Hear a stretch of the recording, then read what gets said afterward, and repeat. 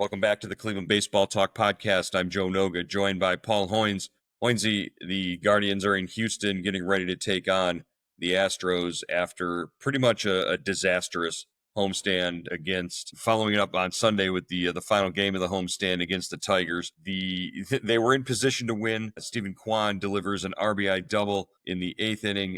They hand the ball over to Emmanuel Clase in the ninth, leading 1-0 after a brilliant pitching showdown between Tarek Skubal and Gavin Williams. And then the Guardians just found a way to lose. And that's the 10th game in a row, 10 consecutive losses for the first time since 2012. This team is in complete disarray right now. And, they managed to lose the game 7-2 because, of all people, Cade Smith gives up 2 home runs. Cade Smith hadn't given up a home run all season long. It seems like if it could go wrong, it did go wrong. Not just on Sunday, but throughout the 3-game homestand, and really ever since Jose Ramirez got plunked on the forearm by Kevin Gausman of the Blue Jays, the Guardians can't seem to get their act together. Hey, Joe, this is the classic example of a team that can't get out of its own way. I mean, you just looked at that whole game yesterday. From the in the late innings, Bo Naylor has the game time wild pitch go through his legs to allow the Tigers to tie it up at 1-1 with 2 outs in the ninth inning. Then in the bottom of the ninth, Angel Martinez leads off with the double, and Nolan Jones can't get him over. You can't, that's like that's a mortal sin in baseball. You can't get the guy from second to third. That's your only job. He flies out to right. Then Bo Naylor finally gets him over, but with 2 outs, and so that ended that potential rally. And then I still don't know what happened in the 10th inning, Joe. That was shocking. We haven't seen that from Cade Smith since they called him up last year. I mean, he did not look healthy to me. I know he's been battling back spasms, but that was not the Cade Smith we know in that 10th inning. And they let him twist in the wind out there. Yeah, I think it was a matter of maybe not having somebody up because they didn't necessarily expect that to happen to Cade Smith, and that's why he stayed out there a little longer. I asked Stephen Vogt after the game if Cade Smith was healthy, considering he was coming back after missing some time with the back spasms. He had pitched in Chicago prior to the Detroit series and looked really good when he came in. So that was what made it so surprising was this matter of him being a little tight still or whatever, but definitely not the Cade Smith that we're used to seeing. And Trey Sweeney is not the guy that you're expecting to take Cade Smith deep with 2 men aboard in the 10th inning in extra innings. The Riley Green home run I can live with. That guy's an all-star. But Trey Sweeney is not the guy you're expecting to take Cade Smith deep. Cade Smith had given up 1 home run during the regular season in his career to that point. And it had been like 81 appearances since he had given one up. So definitely unexpected. But I want to go back and talk about the wild pitch and the thing that basically the inning that set up, Cade Smith's disaster there in the 10th. Emmanuel Clase blowing the save. And I know you can probably pin it on him. You don't open that inning by hitting the first batter. That really sets up the inning, putting that first guy on base, really a bad situation. And then you get Zach McKinstry, the pinch runner, going in for, I believe, Spencer Torkelson, and he steals second base. And Bo Naylor, who would come in as a defensive replacement, not a defensive, to replace Austin Hedges there in the 9th inning. Bo Naylor made a good throw, originally ruled an out at second base. They put the tag on him, but the Tigers challenged, and they got the play overturned pretty much clearly on the replay. The McKinstry got his hand in there before the tag. But once that happened, you pretty much knew they were going to have a runner in scoring position for the rest of the inning, and things got a little hairy for Clase. We talked to Stephen Vogt. We talked to Bo Naylor after the game about how, with the runner on third base, that spiked 100-mile-an-hour cutter in the dirt is pretty much an impossible pitch to block.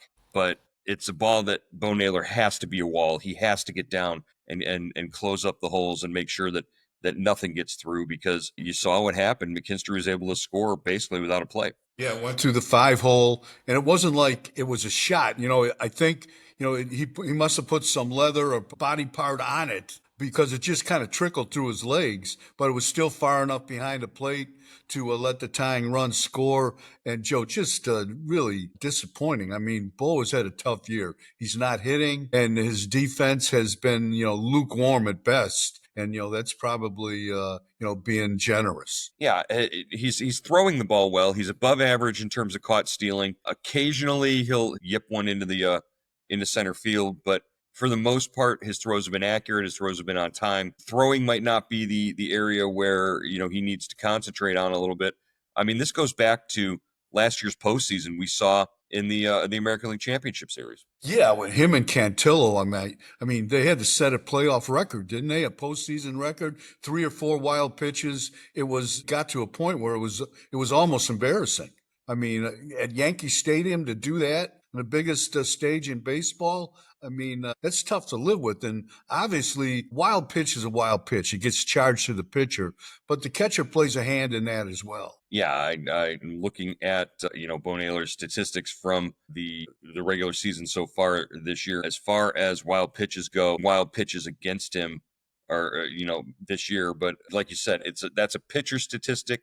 However, a good catcher is going to have a low number of those wild pitches. And you go back to the pass balls. Pass balls are a little harder to judge. He's got 3 officially this year. Last year he had 7. In 2023, he had 5. So, as far as pace goes, he's probably at or around the same pace this year. But it's more of a feel thing. It just feels like there's been more action back there, more, the ball getting away from him a little bit more. I don't want to say sloppy, but that sort of comes into it.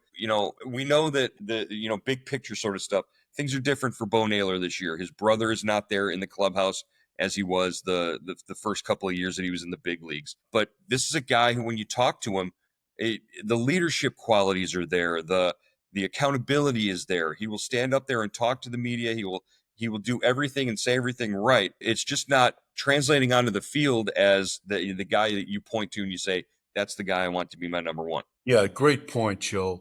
John McNamara, one of my favorite former Indians managers, he was like a former catcher. He said, when you notice a catcher, that's usually a bad thing.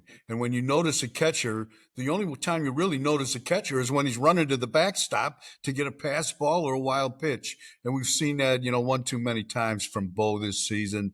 I know he's a hard worker, Joe. I know he's working at this. Hopefully he'll correct this, but it's come at tough times in the game. During the Cubs series, there was a wild pitch with Gavin Williams on the mound. Fortunately, the wild pitch came back, bounced off the stone backstop right to Bo, and Bo flipped to Williams, and they got the tag at the plate. But that happens rarely. That rarely happens. So the question, I guess, is, does Austin Hedges see more time behind the plate? We know that Austin Hedges is a defense-first catcher. He's had his struggles at times this year as well.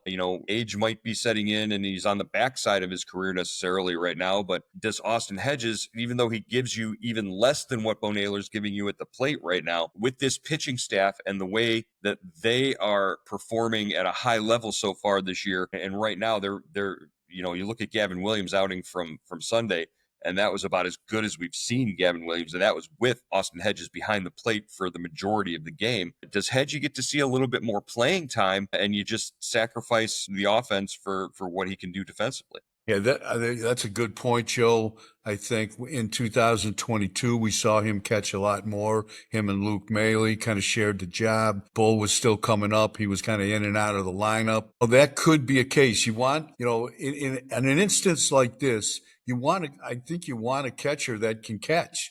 That, okay, you'd be willing to sacrifice the offense, but he has to do one thing well. And we know Hedges can catch and throw, but the other factor, Joe, is they've got so many guys in that lineup hitting under 200.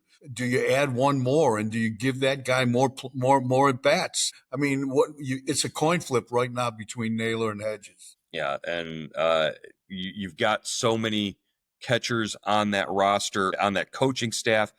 Craig Alvarez, Sandy Alomar. These are veteran guys who know what they're talking about. Know that Stephen Vogt was a catcher.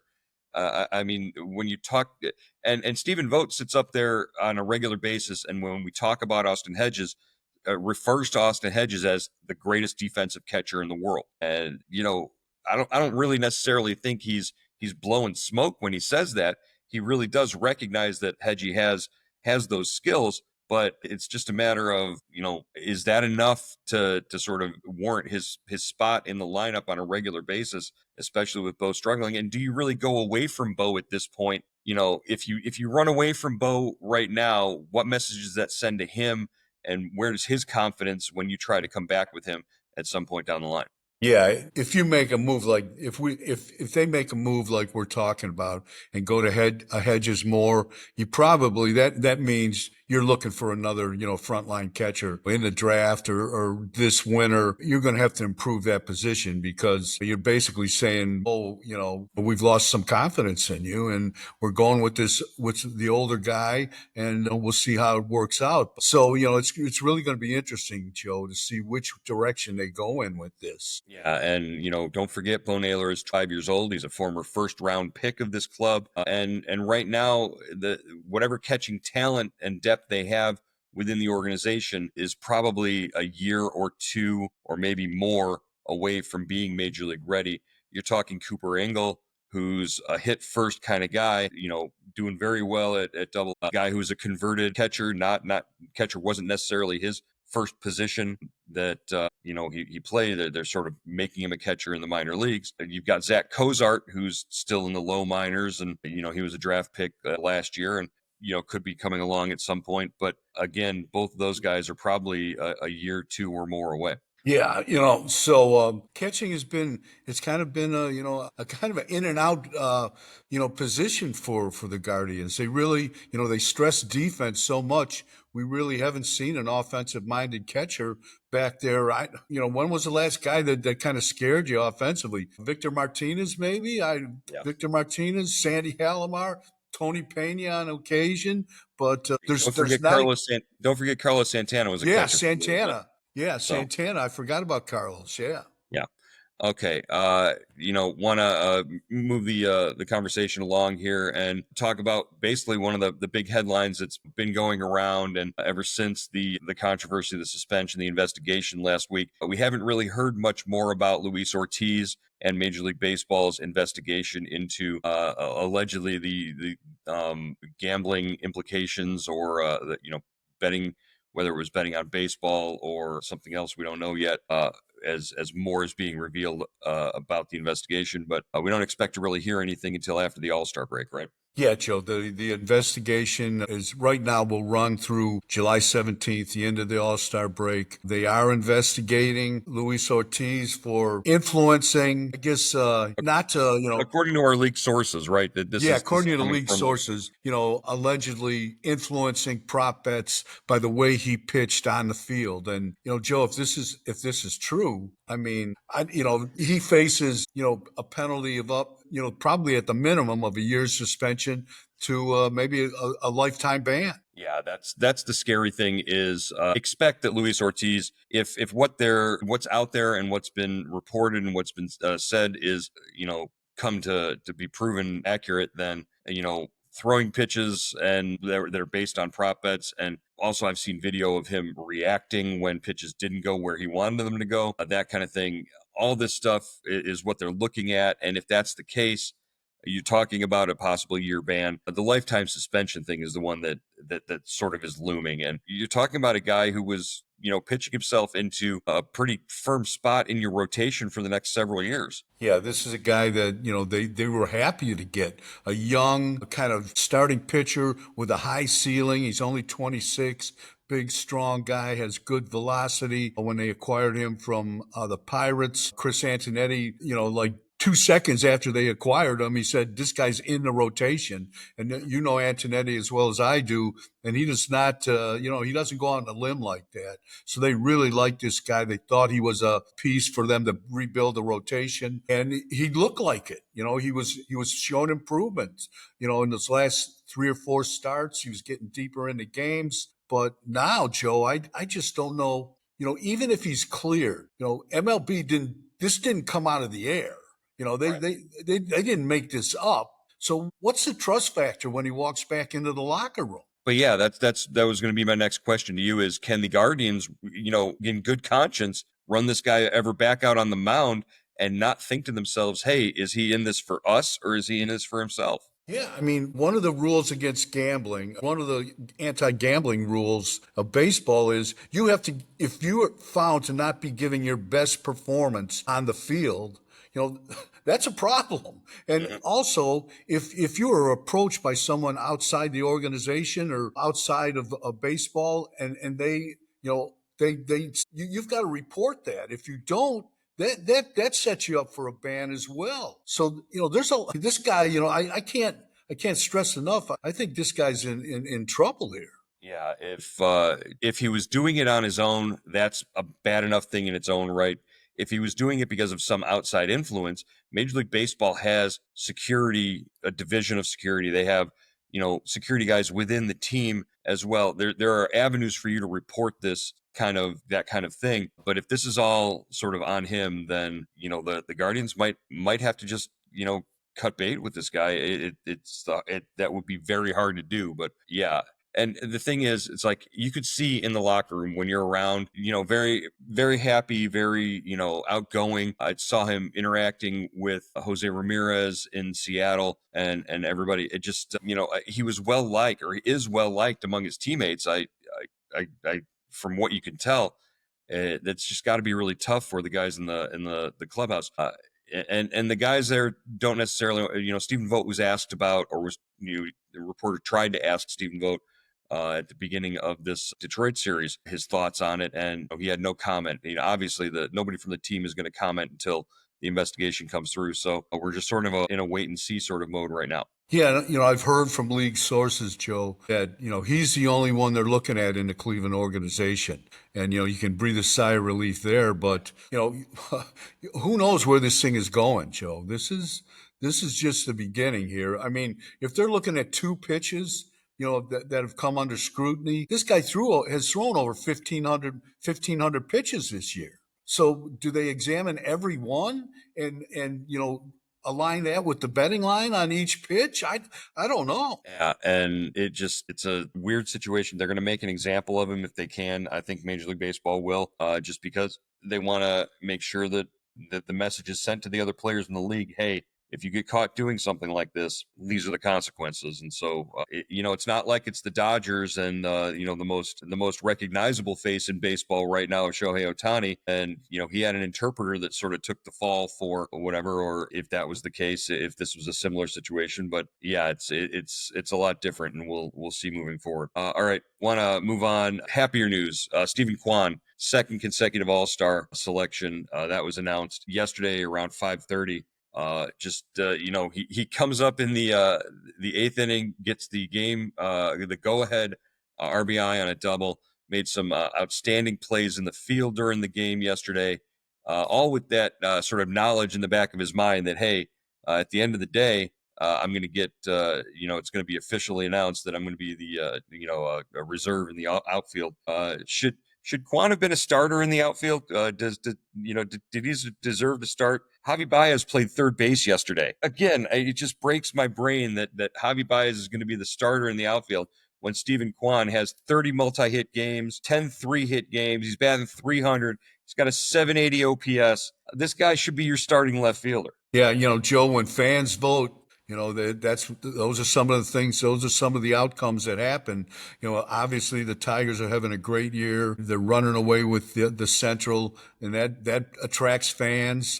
Baez is after a couple disappointing years with the Tigers, is playing reasonably well as well. So, I think that plays a big part in it. That's why Cleveland had 5 All-Stars last year. Stephen Kwan said that he was asked, did it mean more that his peers voted him in, the players and the coaches voted him in, when last year he was voted in as a starter by fans? He said that one it's kind of a tough question, but he says it really does truly mean a lot to him to get that recognition and that respect. I think that goes a long way with Stephen Kwan, is getting the respect of not just the fans and the media, but the players on the field respect him, and they know. And we've seen now they respect his arm in left field. He still leads the American League with 8 outfield assists. We saw him go up against the wall and make a catch yesterday in the early innings. I believe he robbed Colt Keith in the third of what would have been a double. I think the respect for him defensively is unmatched. I think the level of respect as a hitter as well is right up there. You hear it from Stephen Vogt on a regular basis. Just Stephen Kwan fueled by respect, I think.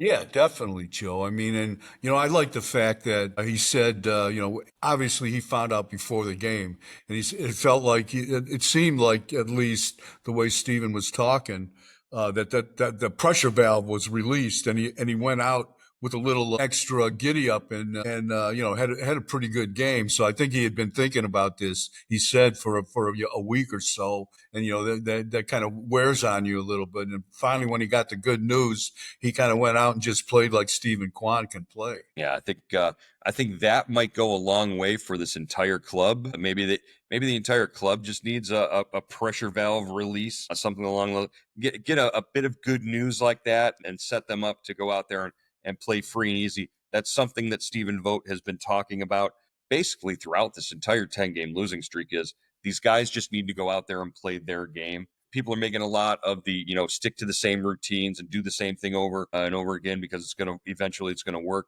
that sort of approach. But I think, just being yourself is probably the big messaging that Stephen Vogt has for these guys, to try and snap them out of this funk. Yeah, good point, Joe. I mean, whatever happened to guards ball? We haven't seen that. It's like it went on vacation or something. We Guards ball don't. doesn't work if you don't score runs. Yeah, and if you don't get on base, and if you don't move the runners, if you don't steal bases, if you don't cause chaos, the only chaos being caused right now is in the Guardians' one-loss record. Yeah, it's tough. And Stephen Vogt said after the game yesterday, the situational hitting, like you said, the Nolan Jones at bat where he's got to move the runner over after the leadoff double in the ninth. Situational hitting, doing your, 1/9 of whatever at the plate. It's gone away, and it was there all season last year. It wasn't a question. Everybody was locked in those at bats last year. This year they've just completely fallen apart when that time comes around. Yeah, I think they're not even hitting 100 with runners in scoring position on this losing streak, Joe. I mean, and they're hitting like 156 as a team. I mean, it's really hard to watch right now, and that's what happens when a team, an offensively challenged team to begin with, goes into a funk, and all their warts are seen right now. All right, Hoynes, that's going to wrap up today's edition of the Cleveland Baseball Talk podcast. We will check in tomorrow again with you after the opener of the series in Houston, and we'll talk to you then. Good deal.